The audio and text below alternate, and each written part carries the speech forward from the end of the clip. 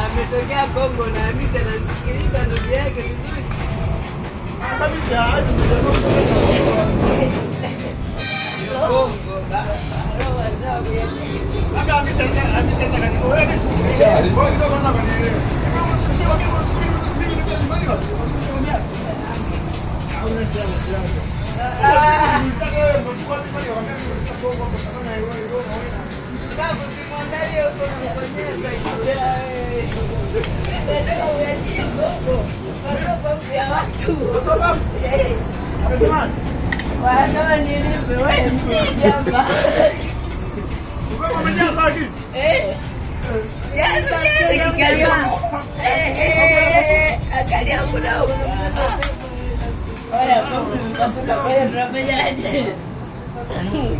Ngoja kaulizia kule shilingi che.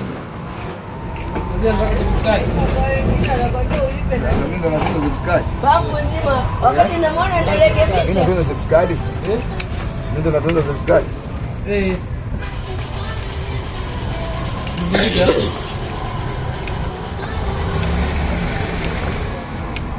Ana subscribe kwa hiyo.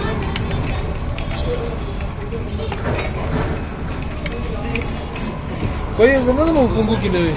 Twenda kula mambo kama mkingi. Ndio kazi. Tosha message tosha dakika moja tu ili za post.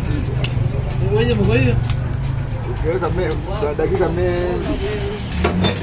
Mbona wewe? Unasemaje? Kwanza basi anakuita niseme.